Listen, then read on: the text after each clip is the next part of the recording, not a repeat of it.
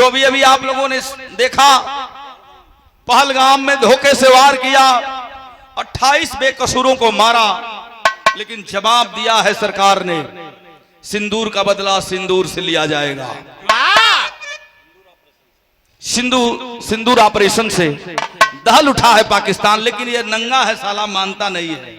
जिसको तरपाल छाने की औकात नहीं है वह हिंदुस्तान को बर्बाद करने की सोचता है, लेकिन ऐसा नहीं होगा कृष्णा भैया।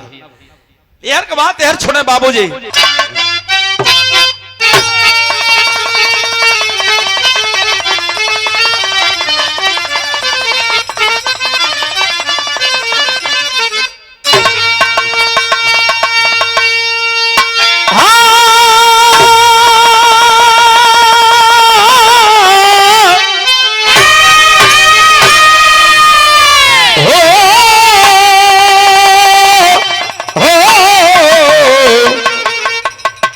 बाबा जोगिया हो मोर राम।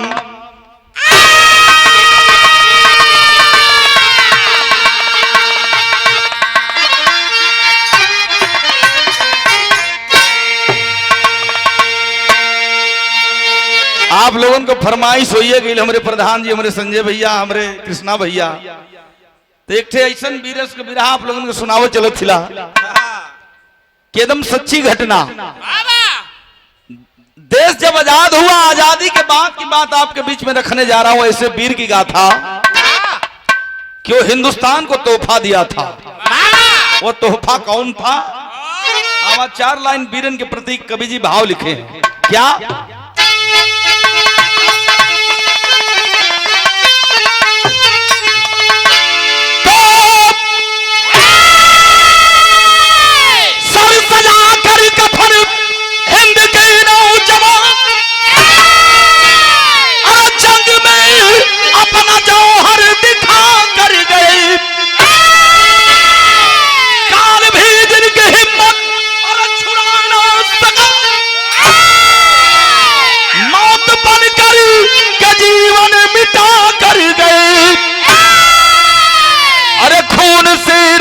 इतिहास का पन्ना पन्ना अरे दे गए वीरता की अमिट एक निशानी। अरे शहादत पर जिनकी नमन करती दुनिया, अरे सौदागर सिंह की है ऐसी कहानी।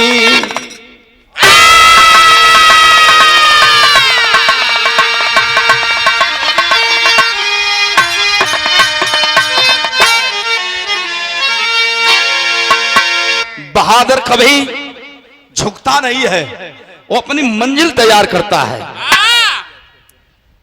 कव्वाली का टुकड़ा है,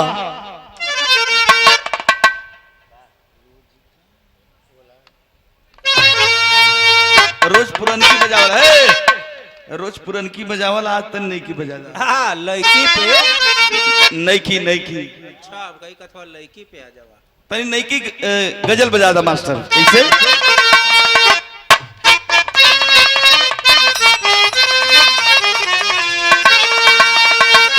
कौनो आशिक अपने मासूका से कह रहल बा, अंशिका प्यार में धोखा खैले आशिक, सुने न चढ़ जा, अपने मासूका से कह रहल बा कि रोज फोन पे कहत रहलू कि आई मिलब, लेकिन दगा दे दिलू, दूसरे को हो गई तो ठीक बा, लेकिन याद रहे प्यार में धोखा देले बालू एकर भरपाई करे के हुई तोहरा के।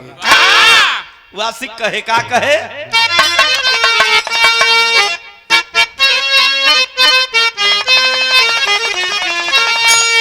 ये कहे वासिक रोज का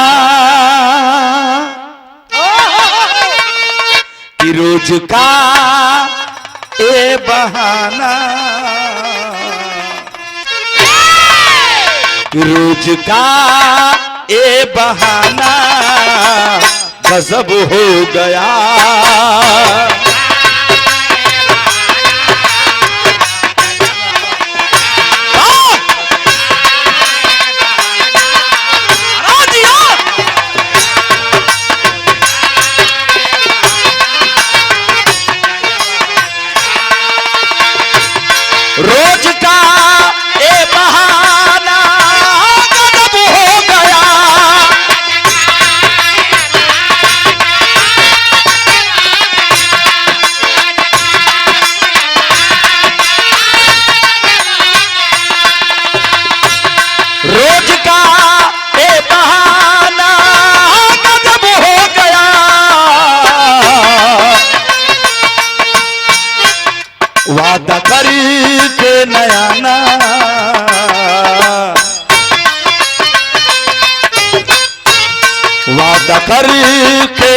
जमाना गजब हो गया।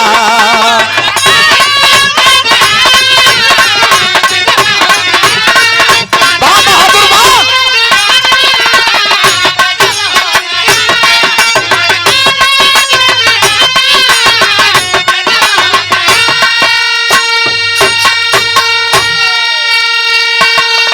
इधर गजल रहल बिरहा सुनोले भैया बाबू दादा चाचा हो, लेकिन इससे बढ़िया भाव सुंदर लिखलन है कवि जी अपने कलम से।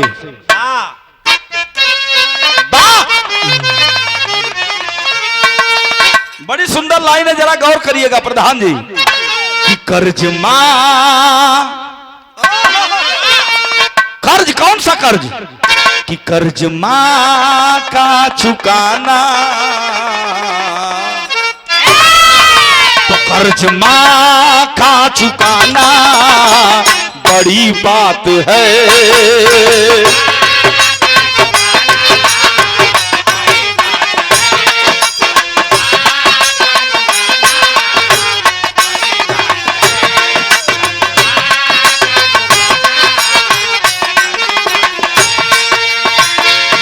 कर्ज मां का चुकाना बड़ी बात है।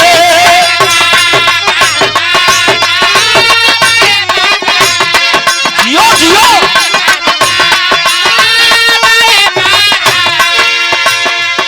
कर्ज मां का चुकाना बड़ी बात है, लेकिन अपनी गर्दन कटाना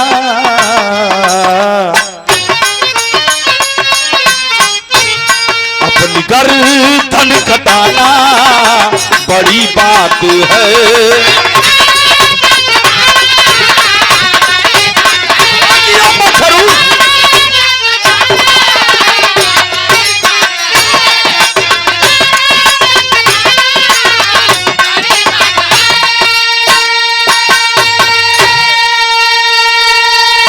अब यही जो से हमारे विरहा की कहानी शुरुआत हो गई पंचो।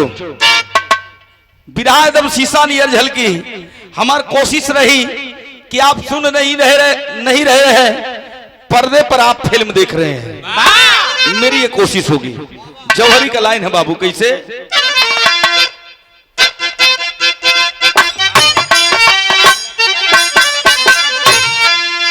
अच्छा तो स्वर्गीय बुल्लू गुरुजी, हमारे गुरुजी लोग बैठल हो। स्वर्गीय बुल्लू गुरुजी कैसे जौहरी का है, कैसे रामदेव गुरुजी का है। स्वर्गीय बुल्लू गुरुजी कैसे का है।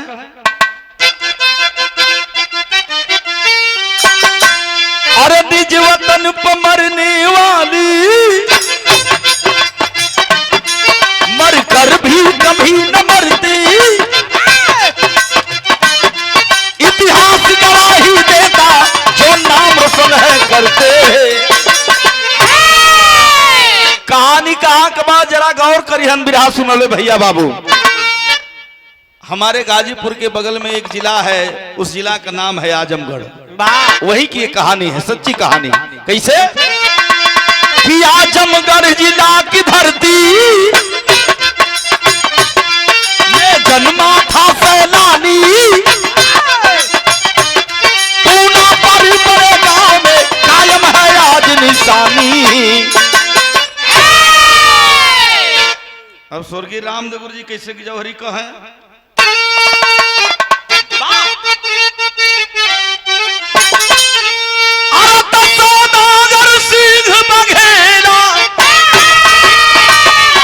किस्मत ने जिसे सहारा, पिता महात्म सिंह की दादी का राज दुलारा, सिंघरी पीर नाहर की पहली रही मतारा।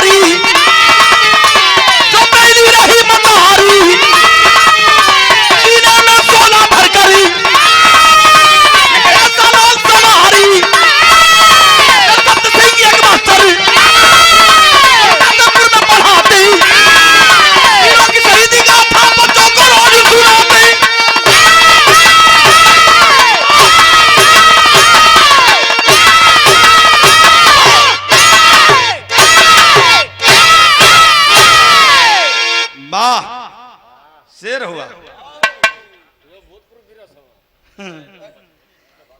तनी कहानी समझ ले बाबूजी। आजमगढ़ जिला में जीयनपुर के बगल में, लाट घाट के बगल में एक ग्राम सभा है, जिस ग्राम सभा का नाम है पूना पार बड़े गांव। वही का रहे वाला परिवार के मुखिया, परिवार के मुखिया का नाम है महातिम सिंह, उनके दुल्हन का नाम है बेली देवी। अच्छा, तो दोनों जाने का शादी भइले 7 साल हो गई बा। तनी बात समझ ले, बेली देवी का और महातिम सिंह का शादी भइले 7 साल बीत गई। गोदी में एको मालिक निशानी ना ही देले बाड़े। अच्छा, तो आजकल बियाह हो तो कृष्णा भैया अगर 2 साल बीतत था, अगर कोनो गोदी में निशानी मालिक ना देथवन तो पास पड़ोस के लोग, घर के लोग यह कहत बा कि दोनों करत का हूं। कोई रिजल्ट सामने नहीं आया अब तक। अभी रिजल्ट नहीं आया। हेलो, अभी रिजल्ट सामने नहीं आया। महादेव का करत हो सो? 7 साल बीत गल है, महातिम सिंह का शादी भइले, अब बेली देवी का अभी मालिक कोनो निशानी ना देले हवन। अच्छा, घरे के कोने में, घरे के अंगना में जाए के रोवे बेली देवी, हे भगवती माई, हे काली माई, हे डी बाबा, कहिया हमारा चरा भरबा, कहिया बाजिन का नाम छोड़ईबा। अच्छा, मनौती मल्ली है बेचू बीर बाबा का। ये बेचू बीर बाबा, अगर हमरे गोदी में कोनो निशानी दे देबा तो तोहार दर्शन करवाए,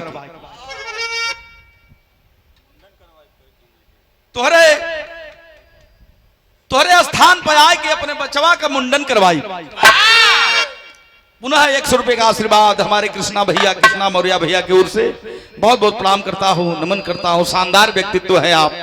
हमारी मुलाकात आज पहली बार हुई है और आपने तो मुलाकात करवा दिया पूरे परिवार, पूरे जनमानस से। ये बहुत काबिल तारीफ है। यह प्यार जब तक जिंदा रहेंगे हम, तब तक यह प्यार कायम रहेगा। बहुत बहुत प्रणाम करते हैं, नमन करते हैं। ए भैया, 7 साल बीतत बीतत देखा, अगर हृदय से, भाव से अगर भक्ति की जाए तो मालिक के घर में अंधेर है, अंधेर नहीं, देर है लेकिन अंधेर नहीं है, सुनवाई हो जाले। काले का मतलब बेली देवी का अचरा मालिक भर दहलन। 9 महीना 10 दिन के बाद बेली देवी के गर्भ से सुंदर पुत्र रत्न की प्राप्ति होती है। अच्छा, तो बजनिया जब 8 साल के बाद गोदी में लड़का पौले से तो खुशी का ठिकाना नहीं थे। बधाई ले लोग देवे आयल द्वारे पर, जिससे यहाँ भंडारा हुआ है हमारे गिरी साहब के दरवाजे पर, वही तरह महातिम सिंह अपने दरवाजे पर भंडारा करवाए। सोहर गाँव नहीं होत बा, मिठाई बटत बा, लोग बड़ा खुशी से हाँ भोजन वोजन सब करत बा। ये भैया धीरे धीरे समय बीतल। अच्छा, तो जेकरे ढेर दिन के बाद लड़का पैदा होलन, लड़का पैदा होलन तो नाम का रखन लो जिए बदे। कोनो का नाम घुरहुआ, कोनो का नाम लेढ़वा, कौनो का नाम कतवरुआ, हाँ यह कुल नाम रखाला। ठकुआ, मेलुआ, ढकेलुआ, हाँ यह कुल होला भाई। तो माई बाबू और लड़का का नामकरण का करौलन?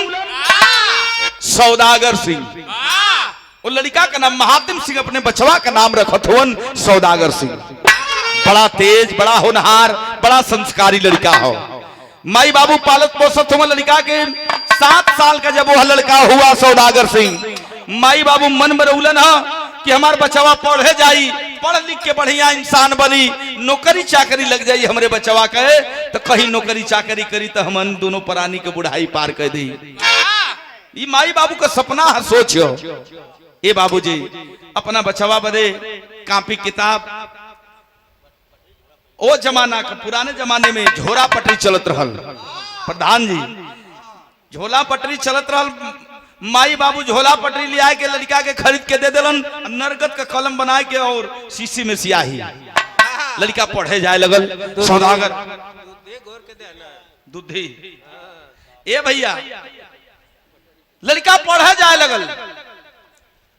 एक दिन मास्टर साहब वो मास्टर साहब का नाम का शब्द शर्मा, वाह इतिहास के मास्टर साहब रहलन। पढ़ावत उनकी बड़ी कुर्बानी के बाद बचवा ये देश आजाद भयल, बड़ी कुर्बानियां हुई, तब जाकर यह देश आजाद हुआ।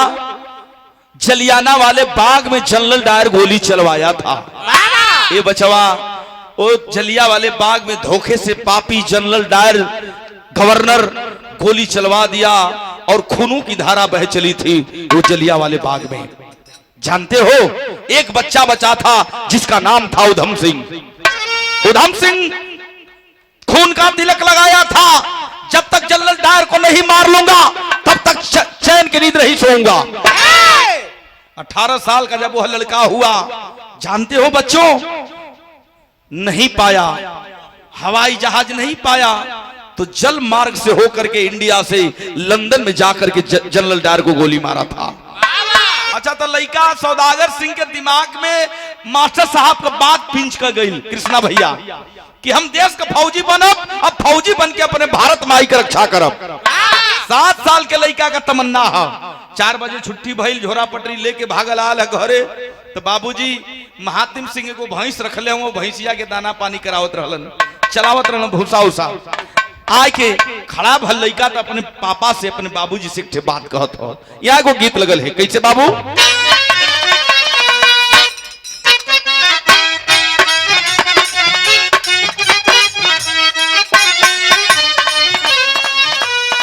बड़ी सुंदर गीत भाई।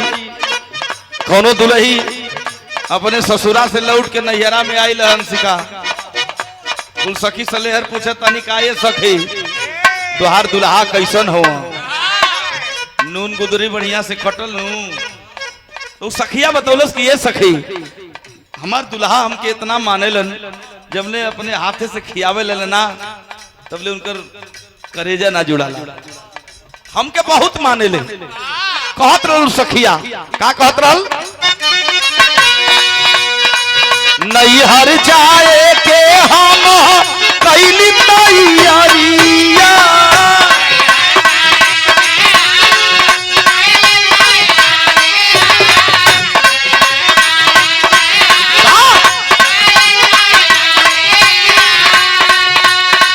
नैहर जाए के हम कैली तैयारिया, गाड़ी लेके अइले हमार भैया हो, गाड़ी लेके अइले हमार भैया हो। अचरे से मुहवा, अचरे से मुहवा तो पी के रोवे लगुए सैया।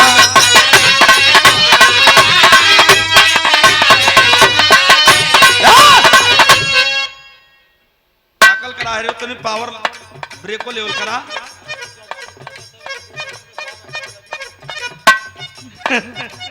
ए भैया ई गीत रहल। आज लड़का पढ़ के जब स्कूल से आल है, अपने बाबूजी से एक बात कहलस। बाबूजी खड़ा हो गए, कहले ए बचवा का कहल चाहता रे बोल? तो सौदागर सिंह महात्म सिंह अपने पिताजी से कहत बा, का कहता? सवा के सेवा खातिर वर्दी जहिया पईबे,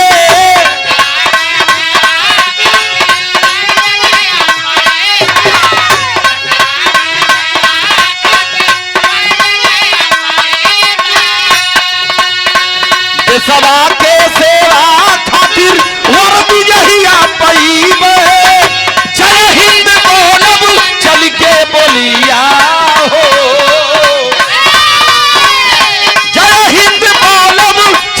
बोलिया हो। दुश्मन से अपने खेला खूनावा की होलिया।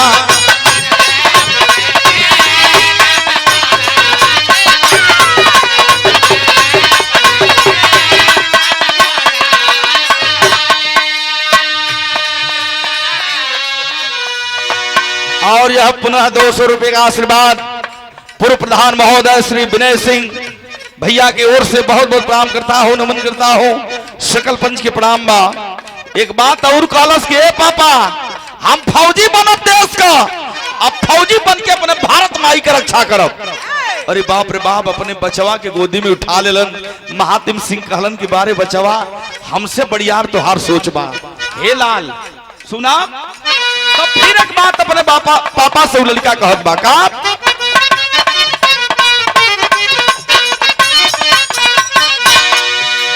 एहो बाबू कर्जा धरती माई कह चुकई अपने।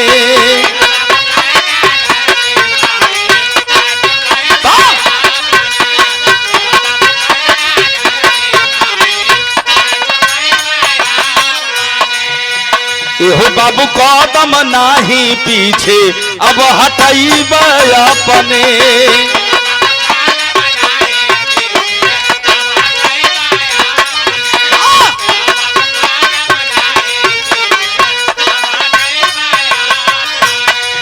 भोला बारूद का भले ही बरसी अग्निया,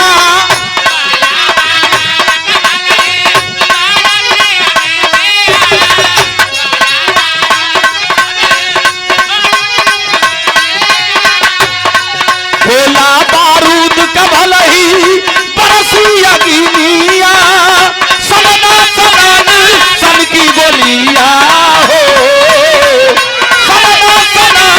सन की बोलिया हो। दुश्मन से अपने खेलब खूनावा की होलिया।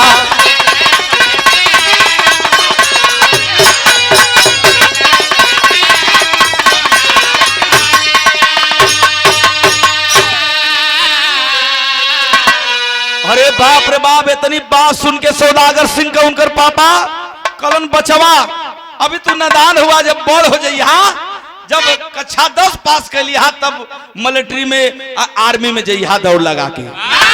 माई बाबू सेवा कर लगलन। लड़का धीरे धीरे समय बीतल, कक्षा 10 पास कैले सौदागर सिंह आ जाए लगल अखाड़ा पर लड़े भी।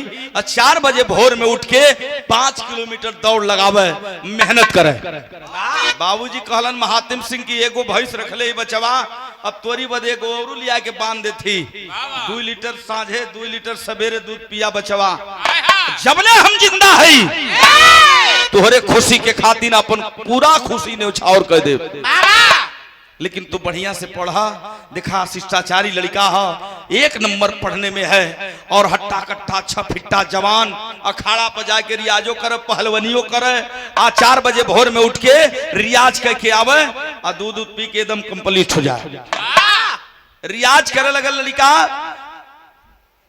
कई भर्तियों में गया जवान, तो कहीं दौड़ निकले तो कूदना, दौड़ निकल जाए तो परीक्षा ना। देखें किस्मत का खेल होता है मेरे बाबूजी। मेहनत आदमी करता है तो कभी कभी मेहनत रंग लाती है, तो कभी कभी मेहनत रंग नहीं लाती है।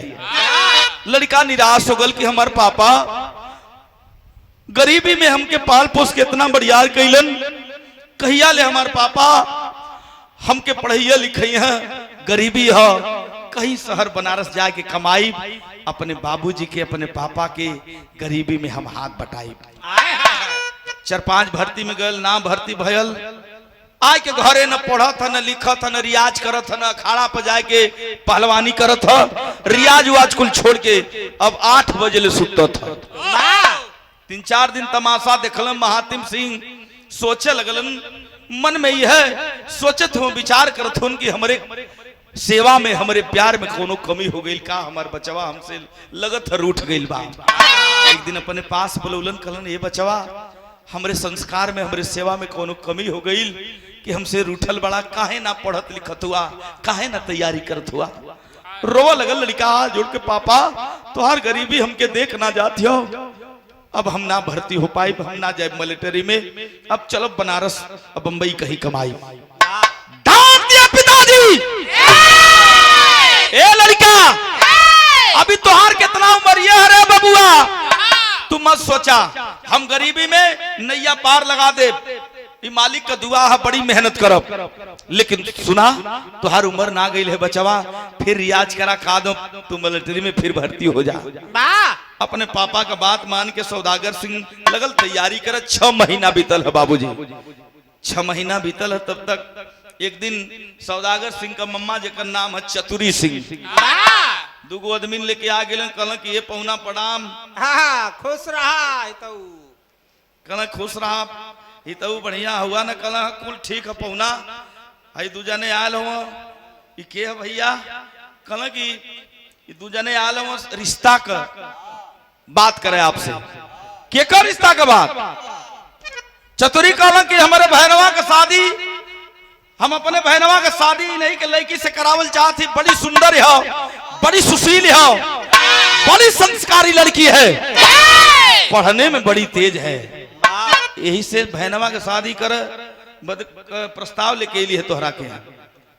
महातिम सिंह कहल मर्दवा एकदम से भुचड़े आदमी हुआ, अरे लड़का पढ़ा था अभी तैयारी करत था, अब तब लोग कर बियाह कर दई। उठ के जाए लगल चतुरी तोहरी, हवा बैठा है तो चतुरी जाए लगल, कलम बड़का लड़का वाला भलुआ, इनके लड़की का बियाह बिना दहेज का करवाई, तब तो तू जनिया। चतुरी बड़ा तनी गुस्सैल रहलन, हंसा लगना। महादेव सिंह कहलन कि अरे तो अरे तोहार बहने हा बियाह कहला, हमके नाराजगी ना, लेकिन लड़का अभी पढ़त ह, पढ़े दा। कहलन ना, सोचत थिला कि कई भर्ती में गए का दो एकर बियाहवा करवा दे, आ मेहरारू घर में आई तो दोनों का किस्मत आपस में टकराई तो का दो किस्मतिया दोनों हाँ मिलना से भग दे खुल जा। अच्छा तो शादी का दिन रखा गया बाबूजी, बड़ा रंज से धूमधाम से महातिम सिंह अपने बचवा का बियाह कर दिलन। स्त्री देवी नाम का दुल्हन जो ही बाबूजी अंगना में घरे में कदम रखली है, ये बाबूजी बाहर आ गई। कहा जाता है बेटी लक्ष्मी होती है, आखिरकार जो ही लक्ष्मी रूपा स्त्री देवी घर में कदम को रखती है। 6-7 महीना 8 महीना बीतल है, तब तक गौवा के बगलिया के एगो लड़का है पवन यादव, भागल भागल आल सौदागर सिंह के यहाँ, कल किए भैया अरे बनारस रामनगर में खुली भर्ती निकल हो, चल जाओ, चल के किस्मत का आजमाइश कर ले जाओ। सर्टिफिकेट लिया जवान और चल दिया रामनगर बनारस में खुली भर्ती में, भर्ती का लाइन लगावे। जब वहां पहुंचल तो यहाँ थे गीत लगल है मालिक, कौन गीत बा?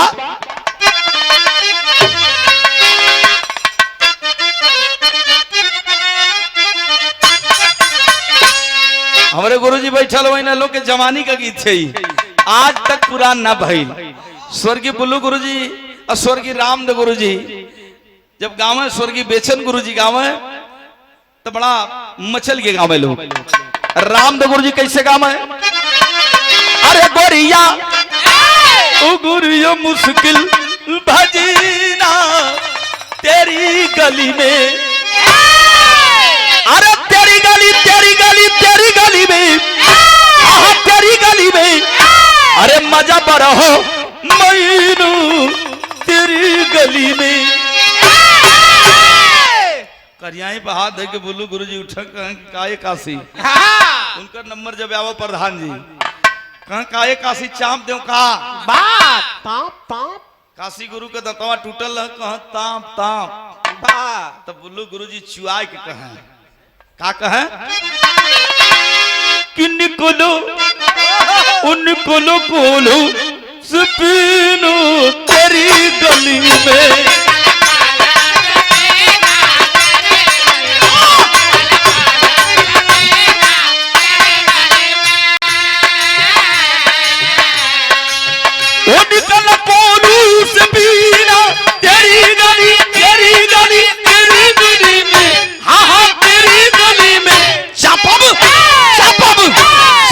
छोड़बू पसीना तेरी गली में।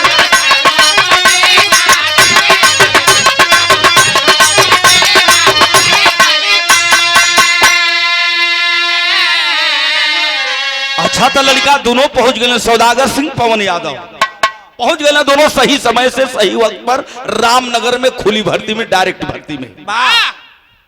दौड़ लगाओ का पारी आयल बाबूजी, तो दौड़ लगाया है जवान, तो एक्सीलेंट दौड़ मार दिया सौदागर सिंह। एक्सीलेंट दौड़ मारलस, तब तक कंपनी कमांडर देखलस, कलो हट्टा कट्टा छफिट्टा जवान का जाके कलाई पकड़ लिया कंपनी कमांडर और ले जाके कैंप में कहा तू तो भारतीय सेना लायक है रे, तू रख लिया गया। तब भाव लिख रहे हैं कवि जी कैसे, अरे तब भाई न भारती नगीना सीमा फौज में,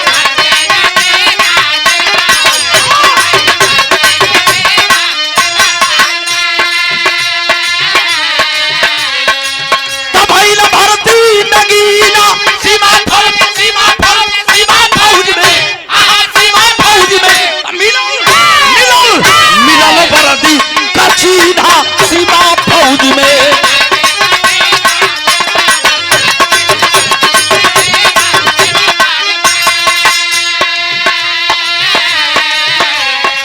देखा वो लड़का का बचपन का तमन्ना आज पूरा हो गई। जब हम 7 साल करा ली तब में हमार तमन्ना रहल कि भारतीय सेना में हम भर्ती हो।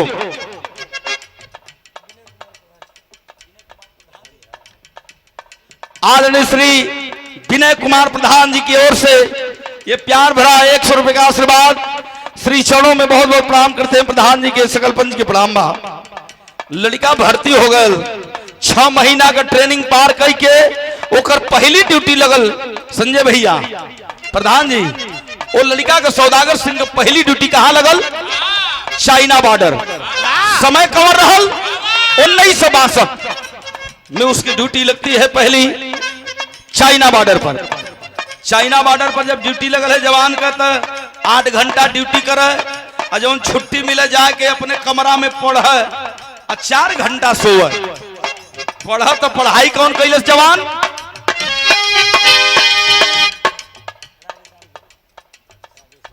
आदरणीय बाबूजी हम लोगों के मलिकार महोदय श्री राधे श्याम गिरी जी गुरु जी के द्वारा ये 100 रुपए का आशीर्वाद श्री छोड़ू बहुत बहुत प्रणाम करता हूं, नमन करता हूं। वो लड़का पढ़ाई कैलस, कौन पढ़ाई कैलस, अरे सद शिक्षा कबीर कैला पढ़ाई,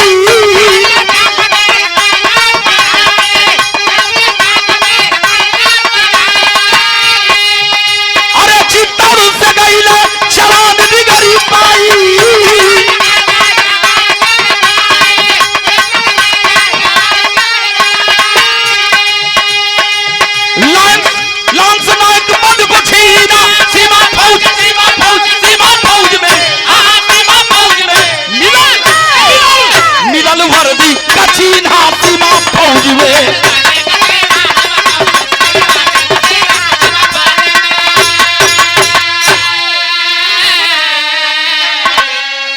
पढ़ाई कैलस जवान सौदागर सिंह सैन्य शिक्षा का। अब परीक्षा दहलस चित्तौड़गढ़ राजस्थान में, तब परीक्षा पास हो गल जवान। परीक्षा जब पास भल तो सिपाही से अब वो हवलदार हो गया। वो लड़का का प्रमोशन हो गल। देखे जिज्ञासा और लक्ष्य पाने की तमन्ना आज हासिल हो रही है बच्चे को। सिपाही से हवलदार हो गल तो सरहदव पर से अपने पिताजी बदे अपने माई बदे चिट्ठी लिखत तार। अब तो मोबाइल का जमाना हो गल, पहले चिट्ठी तार लिखा है भैया तो 10 दिन में 15 दिन में 5 दिन में घरे आवे तो पूरा परिवार पूरा गांव जुट के चिट्ठी के पढ़े हाल चाल होके। अब तो रोज 2-2 मिनट पर सऊदिया अरब से अमेरिका से बात करा वीडियो कॉलिंग बात करा। लेकिन चिट्ठी जब आयल है बाबूजी चिट्ठी खोल के जब पढ़ल न कि पिताजी लिखल है, चिट्ठिया में लिखले है लड़का, पिताजी माई के चरण में तोहरे चरण में बहुत बहुत प्रणाम और दुल्हन के बहुत बहुत प्यार है। हमार प्रमोशन हो गल पिताजी, हम सिपाही से हवलदार हो गई। खुशी का आंसू टपक पड़ा पिता के आंखों से कि हमार बचवा हमार नाम रोशन, देश का नाम रोशन कर रहल बा। जुग जुग जिया लाल, हमारा आशीर्वाद सदैव तोहरे ऊपर बा। ए भैया धीरे धीरे समय बीतल, जवान ड्यूटी कर रहा है, ड्यूटी दे रहा है चाइना बॉर्डर पर। एक दिन हेडक्वार्टर से खबर मिली, खुफिया एजेंसी से खबर मिली कि चाइना के कुछ सैनिक मेरे हिंदुस्तान में कटबंधा काट करके घुसने वाले हैं। तब हेल का भैया यहाँ टेरी का भाव लिखो कवि जी।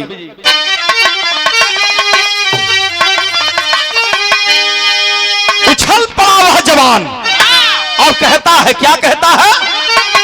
अरे वतन का कैसे जाई पनिया,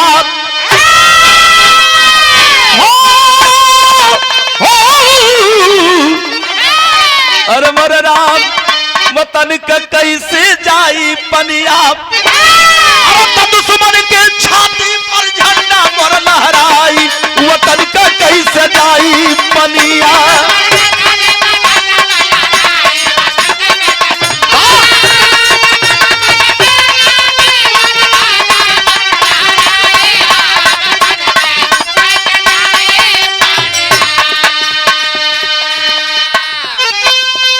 तेरी के बाद स्वर्गीय बुलू गुरुजी बिरहा का बानगी कहें, हमारे गुरुजी बैठल हो। तेरी के बाद स्वर्गीय बुलू गुरुजी बिरहा का बानगी कहे, कैसे कहे?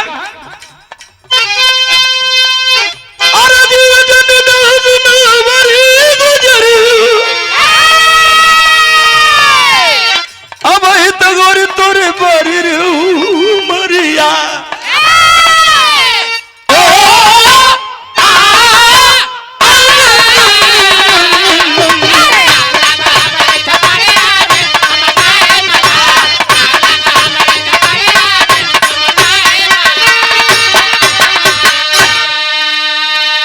ये देखे हमारे कृष्णा भैया, कृष्णा मौर्य की ओर से। बिरहा जगत का कौन ऐसा कलाकार है कि नहीं जानता है हमारे कृष्णा भैया को? चाहे छोटा कलाकार हो चाहे बड़ा कलाकार, बहुत प्यार देते हैं, आशीर्वाद देते हैं। ये रुपया नहीं, हमारे लिए आशीर्वाद है। आपके सिचोड़ों में बहुत बहुत प्रणाम। यह बिरहा नाच देखल जाला, बिरहा सुनल जाला।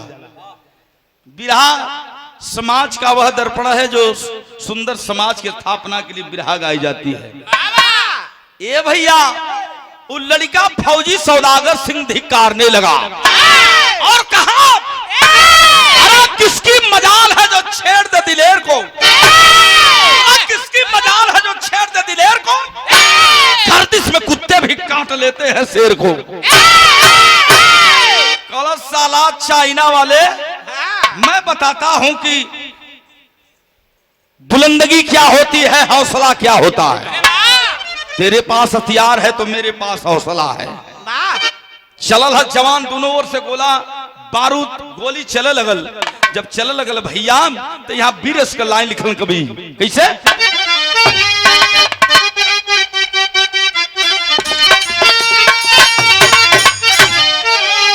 अरे तपारी उमर कमर लचकनिया,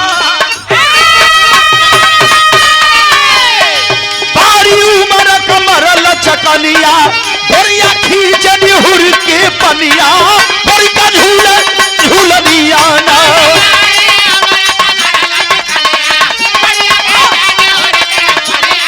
भरी का झूले झूलनिया ना।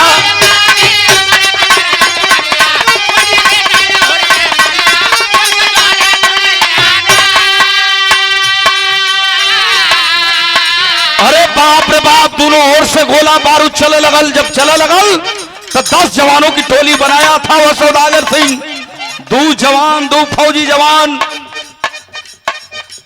2 फौजी जवानों को दुश्मन की गोली लगी है और 2 जवान शहीद हो गए। देखा है सौदागर सिंह वघेला हो गया। कर्जा वीर बघेला सौदा, कर्जा वीर बघेला सौदा,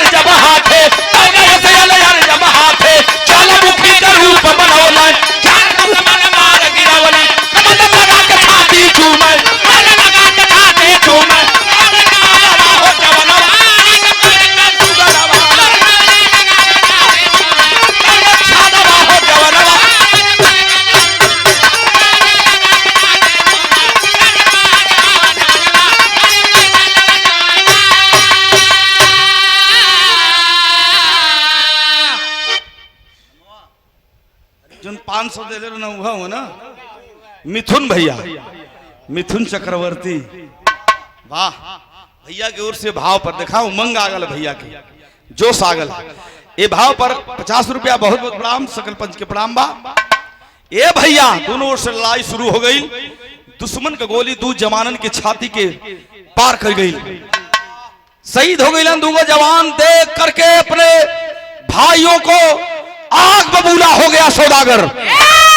1962 में जरा गौर करिएगा कृष्णा भैया, हमारे देश में हमारे भारत में राइफल रहल और राइफल में संगीन लगल रहल, और चाइना के पास कौन सा हथियार रहा?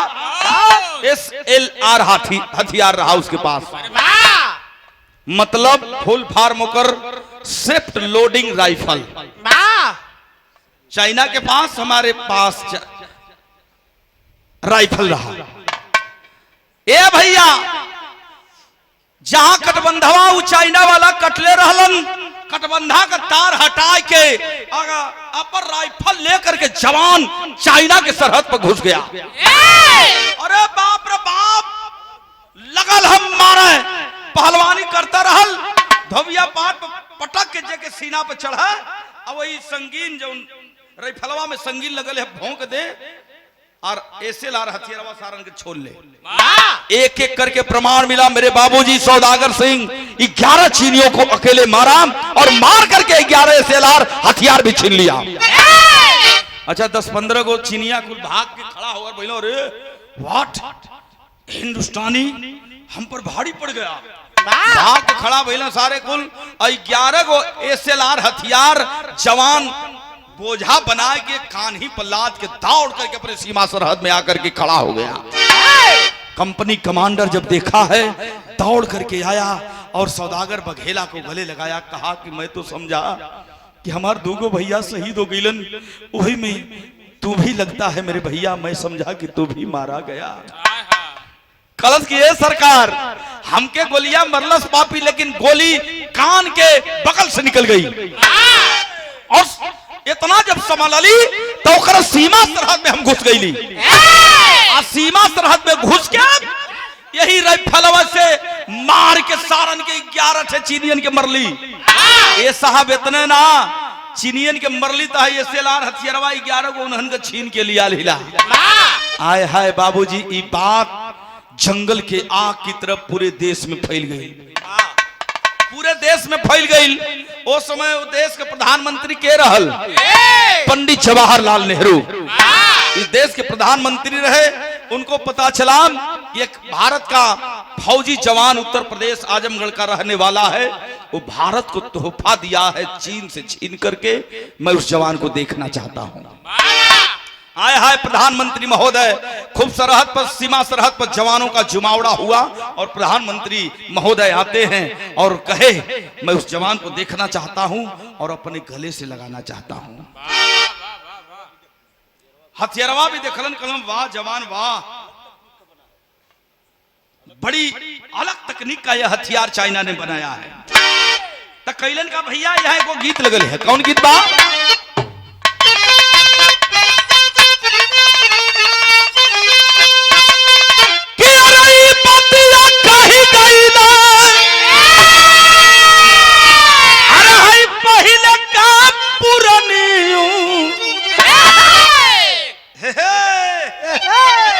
अरे उड़ाई ले मौज बबुरी, अरे तोरी जबल जमनिया उड़ाई ले मौज बबुनी।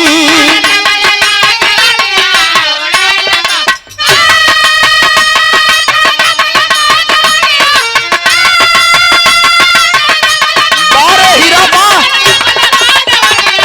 उड़ाई ले मौज बबुनी, तोरी जबल जमनिया।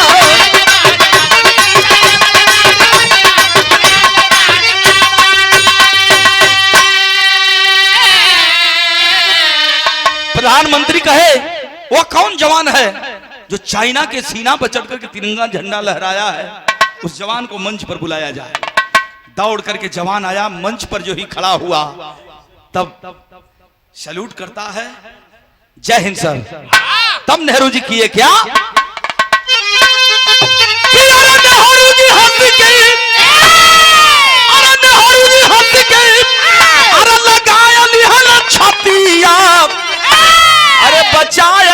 हीरावा, अरे बचाए लेहला हीरावा, अरे अपने देश का इज्जतिया बचाए लेहला हीरावा।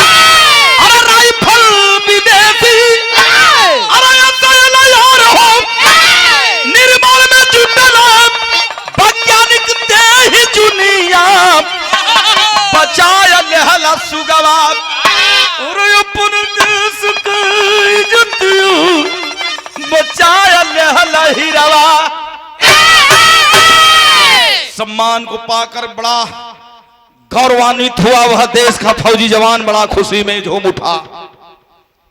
अब दुश्मन चढ़ाई करेगा तो गोली खा लेंगे, लेकिन मरने का गम नहीं है सर। छुट्टी मिलल है 2 महीना के जवान के, जाओ अपने परिवार में आराम करके आओ। 2 महीना के छुट्टी बिता के जवान सीमा सरहद पर फिर चाइना बॉर्डर पर गया और दूसरी पोस्टिंग होती है जवान की। कहां धीरे धीरे समय बीतल। 1962 से 1965 आ गया, 3 साल में। दूसरी पोस्टिंग उसकी कहां हुई? जम्मू कश्मीर के वादियों में। और 1965 में यही पाकिस्तान साला। आखिरकार जवान दूसरी पोस्टिंग में जम्मू कश्मीर के वादियों में बाना सिंह चौकी पर तैनात हुआ। जब तैनात भयल उस समय छुट्टी आयल है, तब तक हेड क्वार्टर से खबर मिली है कि जवान जितने छुट्टी पर गए हैं सब जवानों की छुट्टियां कैंसिल की जाती है। फौरन चले आओ देश के भक्त, तुझे मातृभूमि भारत माता पुकार रही है। वो समय छुट्टी पाल जवान तार पौला सब पढ़ला सकी हमार छुट्टी कैंसिल हो गई। 1 महीना का छुट्टी है, 16 दिन बीतल है, भाई कुछ छुट्टी बाकी है। लेगल चिठिया पढ़ौलस अपने पापा के, पापा हमार फिर बुलावा सरहद से आ गई, हमके जाए के पड़ी। मैयो से बतौलस सवेर भइल, ए भैया वर्दी टोपी पहन के, टोपी लगा के जवान बेग टांग के जो ही निकल चाहत है, अंगनवा में स्त्री देवी उनकर दुल्हन बर्तन माजत रहली। दौड़ के एली, दोरिया छेक लेली कि कहां जात हुआ। हमके बिना बतौले, हमसे कुछ ना कहला, ए राजा तो कहां जात हुआ। कलम की प्रिय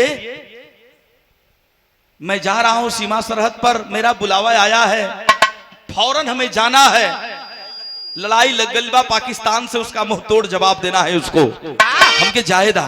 दुल्हनिया स्त्री देवी छेक लेली कि हे सैया हमसे कौन कसूर हो गए कि हमके बिना बतौले तू जात हुआ। हमके कोने का बिलार बना के मत जा, हमार करेजा धड़कत, हमार अखिया फरकत हो, मत जा। हंस करके जवान झिझिया में कहत हो कि हे दुल्हन, ए वर्दिया के पावा खातिर हमार बचपन का तमन्ना रहल कि हम देश का फौजी जवान बनब। समझावत दुल्हन के अपने झिझिया में कैसे।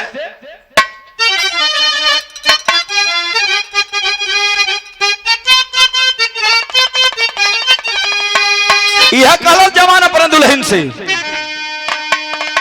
कि रहल सपना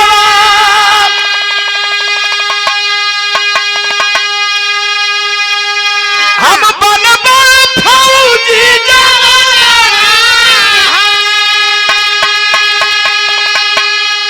तो सोही सिर पे कफनवा हो। एहो धन सीमा पर दूला इना हमारा समरियई में बोलावत बानी हो।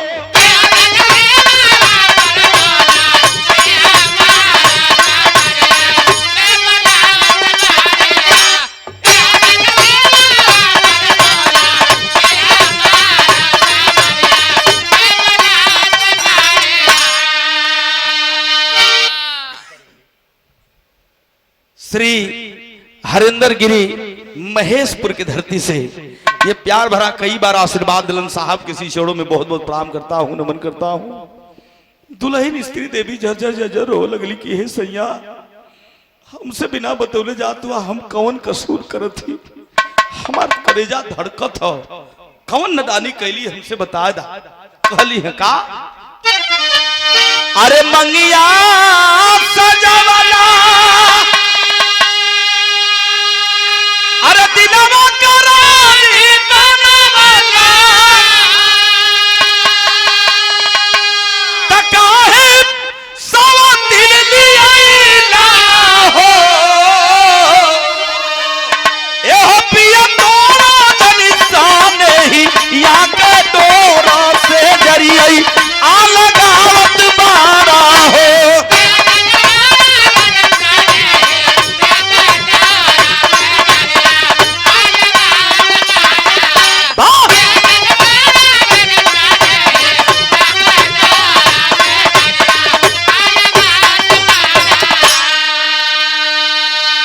काला सा जवान की फौजी की दुल्हन रोती नहीं है, हंस करके फौजी का विदाई करती है, आंस को पोंछ डालती है दुल्हन और चरण को पकड़ती है अपने पति परमेश्वर का और विदाई करती है। माई बाबू दोनों जाने आशीर्वाद दिलन जा बचवा, भारत माई का लाज बचैहा, हमारे पगड़ी का लाज बचैहा।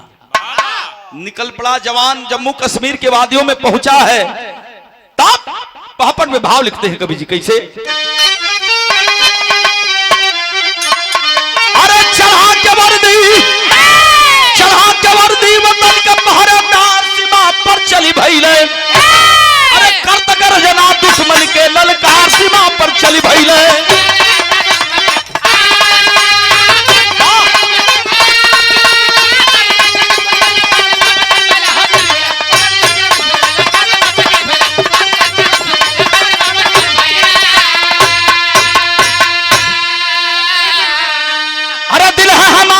कश्मीर जो आगे कदम बढ़ाओगे चीर कर सीना भर देंगे, बारूद अगर टकराओगे, अरे इंकलाब का करतवीर, अरे जयकार सीमा पर, अरे बन के मौत है उठा लिया,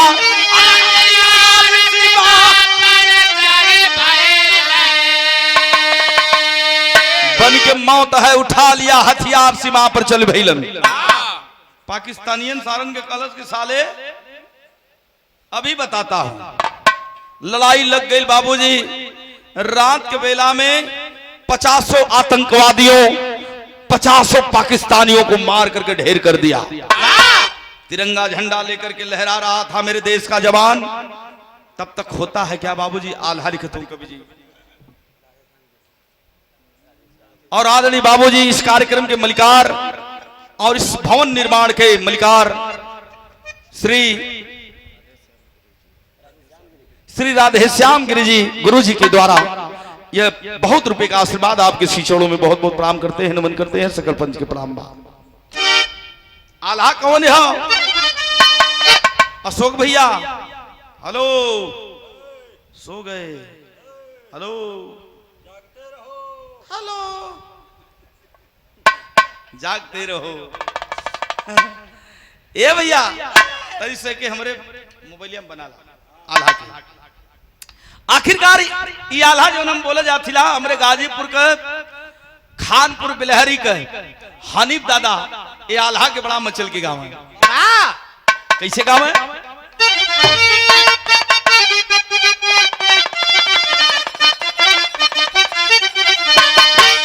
जरा गौर करिहन कि अरे मन भागुला जग भी मानव के जन्मवा पंचू, बड़ भाग दुनिया में होना,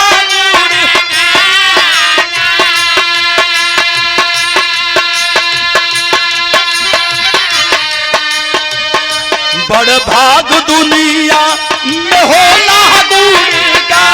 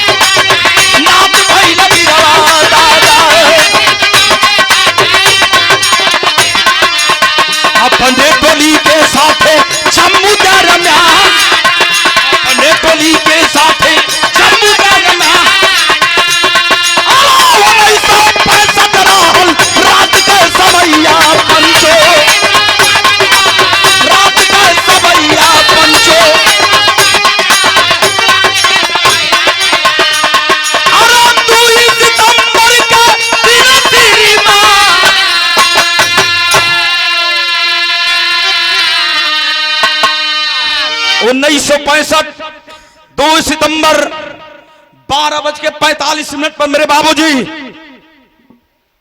थोड़ा सा युद्ध विराम हुआ।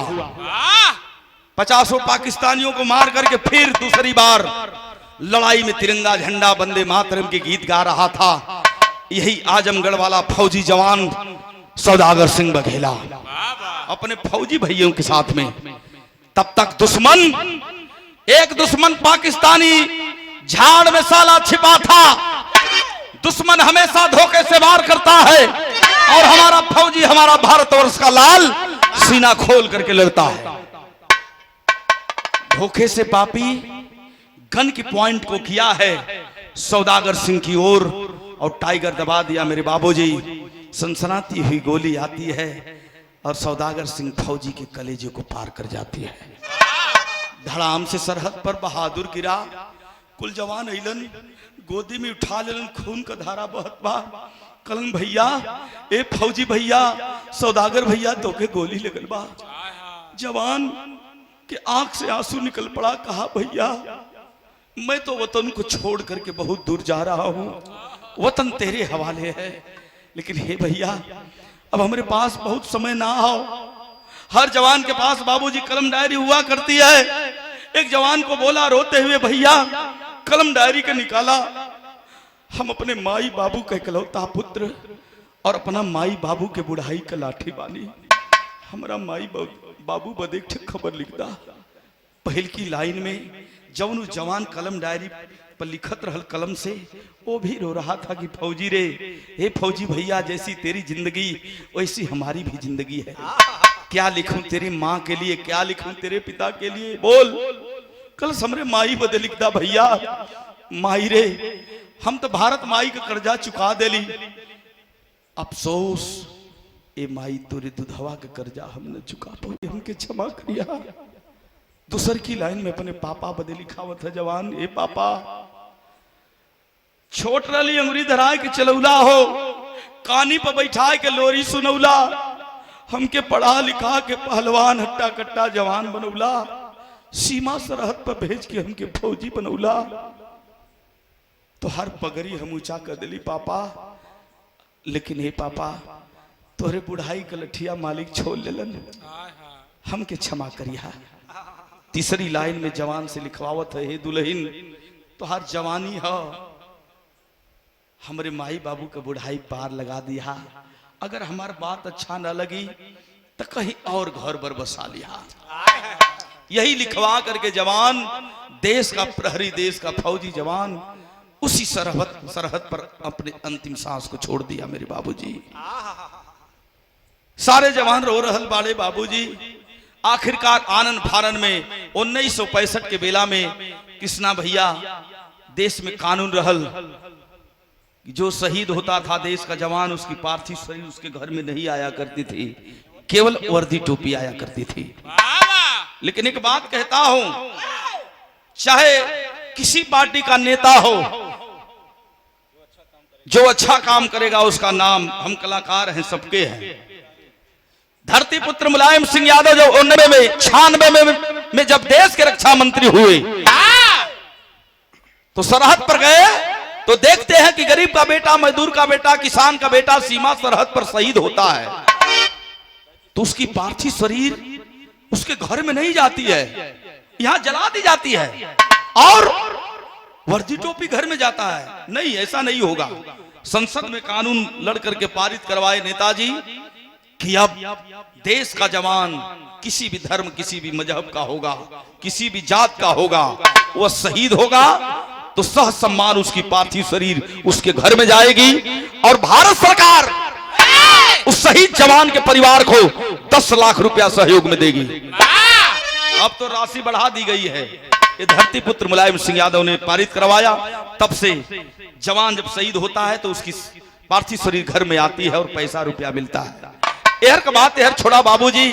आनंद फानन में बॉडी को जला दिया गया सीमा सरहद पर जवान के और वर्दी टोपी ताबूत में भर करके उत्तर प्रदेश आजमगढ़ ही पुना पार में लिया होगा तैयारी करते लोग भैया। जंगल के आग की तरफ पूरा जिला में खबर पहुंच गई। लोग दर्शन कर चलत बाकी ये भैया महातिम सिंह भैया के एक लड़का रहल, बड़ा शिष्टाचारी रहल, बड़ छोट कर सबकर कदर करे, मदद भी करे गरीबन के। आज देश का परम भक्त शहीद होकर के आवत है, चलियो ओ शहीदवा का तनी हमन दर्शन कर ले बजा। ताबूत दुआरे आयल बाई सुरक्षा द्वारा, बाबूजी डीएम साहब, एसपी साहब, हर दल के नेता दरवाजे पर पहुंचे हैं।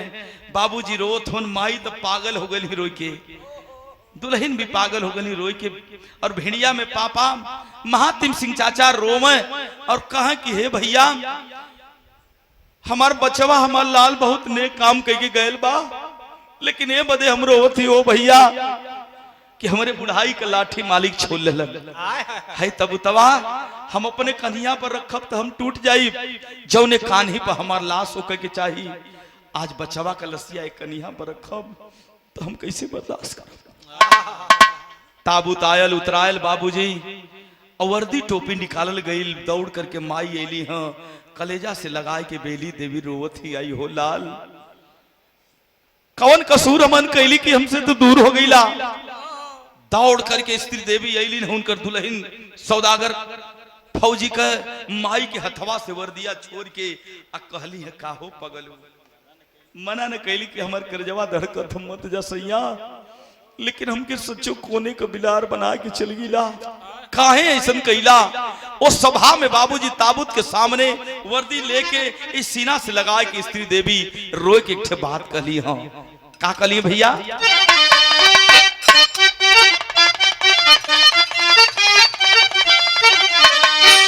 यह रोए के कहली है स्त्री देवी, ए बलम जी, ए बलमुआ, अरे आई जईता अखिया के सामनवा, अरे आई जईता अखिया के सामनवा, सजनवा हमरे, सजनवा हमरे।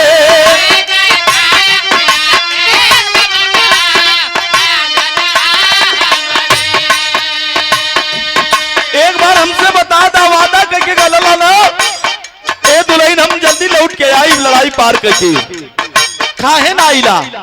हई वर्दिया भेज देला, वादा करके गईला ना, वट के ना आईला।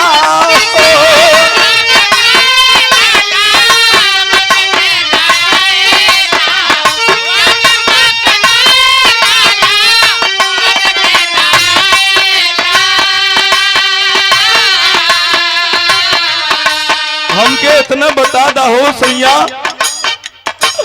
कवन सावतीनिया के गोदी में समईला हो,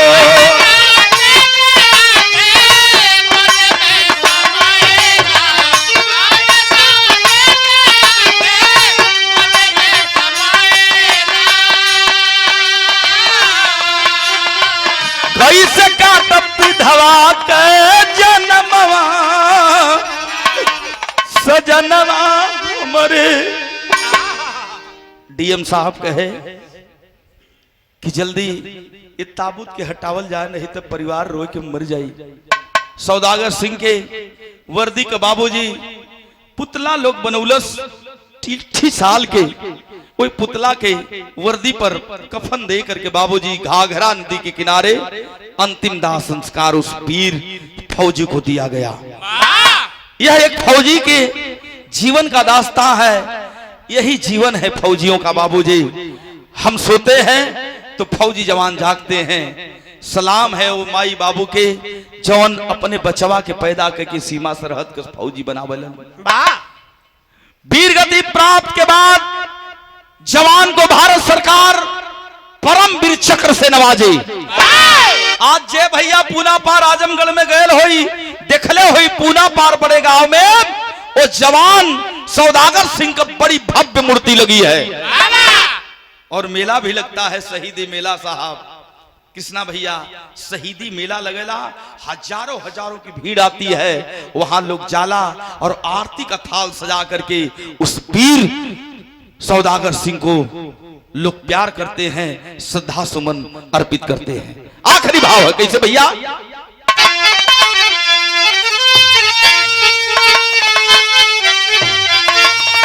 अरे वतन पकैला खत्म, अरे बहादुर जीवन खेलवा, अरे जकरा नाम पर लगत बा शहीदी मेलवा।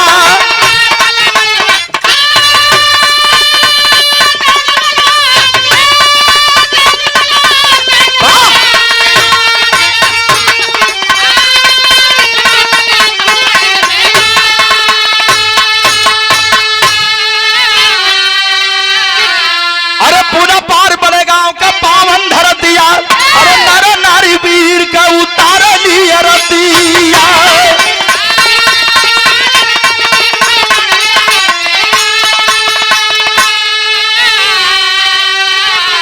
अरे देखो ना कमाल, अरे शब्द मास्टर साहब का चेनवा,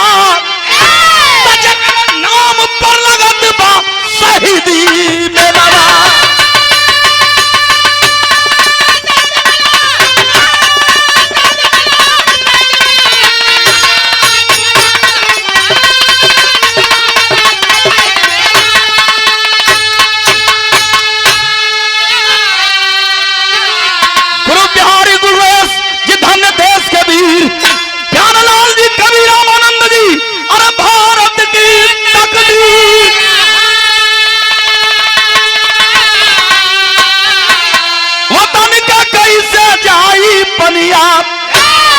परमद नंदलाल के दहीने सारद माई, वतन का कैसे जाई पनिया।